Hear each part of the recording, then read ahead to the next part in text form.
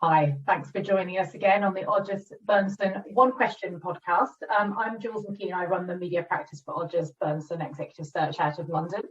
Today on our Spring Question series, I'm joined by Albert Reid. Thanks for joining us, Albert. Hi, Jules. Very nice to be here. Albert's been Managing Director of Condé Nast Britain since 2017. He's recently been promoted to Deputy Managing Director of Condé Nast Europe and now also oversees the German, Italian, French, Spanish and British brands. So that includes Vogue, GQ, GQ Style, Vanity Fair, Glamour, Traveller, Tatler, House and Garden, World of Interiors, Wired, Architectural Digest, La Cucina and Johansson's. He has an MBA from INSEAD in France as a graduate of Oxford University, where he read classics. He began his career as a journalist, writing and editing for various British newspapers before moving to Condé Nast. Albert lives in London with his wife, Catherine Ostler, and their 3 children. Albert, thank you so much for coming and joining us today. We've had, as we all know, it is the anniversary, in fact, of our first lockdown in Britain. And as we look back and reflect, the question, as we've been discussing, is what has our industry learned, if anything, from the pandemic? Well, we've learned so many things. I mean, it's been an extraordinary year. I mean, terrible in so many ways. But the things that stick in my mind are a few things. First of all, we managed to adapt to the remote working. We had to do it very quickly, and there were lots of logistical challenges around producing magazines and doing shoots and all the things that we took for granted that we suddenly had to rethink completely. And I was very proud of what we were able to achieve in a remarkably short space of time. And the magazines came out, the websites continued to function, we generated more and more stories than ever before, and our traffic rose. So it all worked very, very well. And people were very, very resourceful in their ways they reacted to the situation. But the thing that sticks with me really is, it's all very well working remotely, but we really need an office. If you work in a creative industry, like as we do, if you're working with people, if you're working to engage with consumers, you need to be at least some of the time around the people you work with. For me, a lot of what I find is valuable in managing a business is the kind of the spaces in between, the conversations at the end of meetings. It's the things you pick up by walking around the office, by the small comments people make. And for me, that's the thing that I really missed about remote working and the Zoom culture. So you have a very transactional relationship with your colleagues. If you're a young person trying to learn how to work in the business, you don't get that same quality of experience that you get in an office where so much of it is around serendipity and around things happening organically, which doesn't happen through a screen. Now, I don't think we're going to go back to where we were around a rigid 9-to-5 office commute culture, but I do re-evaluate and re-appreciate the office life. So that's one area that I think is where we really have learnt what works and what can be changed around the edges. I think that when it comes to the market, what people say about the COVID year being a year of the acceleration of trends that were already happening, I think is absolutely true. And I think you said that COVID has been the chief digital transformation officer for every company in the world. And I think that's a very good way of putting it. And we have managed, there's been lots of challenges around newsstand, magazine sales, people not traveling, people not going into shops as much, which have been difficult for people working in magazines and newspapers. But on the plus side, we've seen a very, very big increase in subscriptions. We've learned that people, when they're at home, want to do up their houses. So we've seen a big surge in our World of Interiors and House and Garden subscriptions. Our traffic numbers have gone right up. We've developed an entirely new affiliates business around retail. And I think the retail world, where we are very closely connected, is undergoing this big transformation where we can play a part. So that is another area where we have been moving in a certain direction around digital transformation, and we've moved just so much faster in the last 12 months than we had in the previous few years.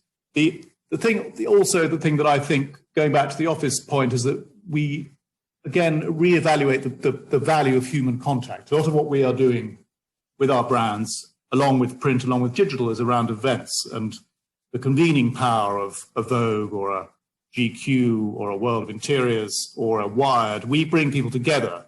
And we've done that to a degree quite successfully in the digital space with webinars and with online communities, but really the physical contact of people at events, the need to travel, to see people, to take yourself out of your comfort zone. That's something which I think when it comes back, people will remember what a valuable part of their lives that has been. And it's not healthy to be stuck in this monotonous kind of home-based life that we've all been living for so long. And I guess that the last thing I'd say around what we've learned is around how, and this is something that I've talked a lot to the editors about, is how constraint breeds creativity, how by being forced not to do the things we've always done with the assumptions we've always made, we've done new things which we didn't know we were able to do. And it's not just about the practicalities of getting a fashion shoot done. It's about thinking about new ways of doing fashion, or even thinking, if you're Vogue, people don't want to read about fashion at the height of the pandemic. We need to find what it is that Vogue means, and what Vogue can do in a world which is in a desperate state. And we did these very, very interesting and important, in my view, covers in the July, August, and September issues. We did one on the key workers. We shot an NHS worker, a supermarket worker. These are the frontline people. And this was something where we took one of our photographers and he went out and spent a month shooting people who were actually in the front line of everything that was going on at the time. And we did another issue where we got artists to do covers because we couldn't shoot celebrities, we couldn't shoot fashion covers, and they seemed wrong for the time. So we had David Hockney did a picture for us for our August issue. And then around the Black Lives Matter whole theme that came out of that, we did an activist cover of the September issue. So we had three covers in which each one was different. But I was really struck by the effect they had on people. And it reminded me a little bit of what Vogue did in the Second World War, where, again, it was an extraordinary time where the traditional way of working didn't make sense. It didn't resonate with the consumers and with the advertisers. So we needed to do something more different. And then we got into quite gritty coverage of the war, of women in the war. And this, in a way, was a similar experience where we were finding a more profound sense of what we were about. And it wasn't just about beauty. It's about something where we can shape the way people are thinking. We can make a contribution to culture.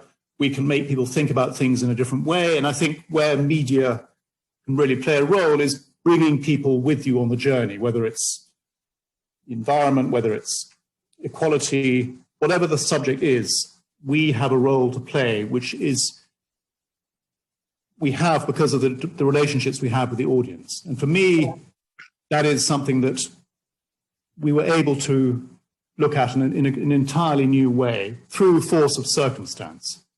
And that for me has been a really interesting part of the last 12 months.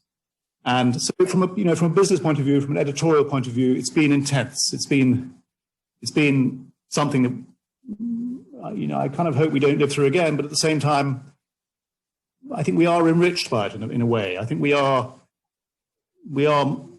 more about ourselves as a result of it. And I think going through this adversity, for all the terrible things that have happened, I think there's something that valuable that comes out of it from a business sense, but from editorial, from a creative sense as well. And that for me has been the really interesting part of the last 12 months.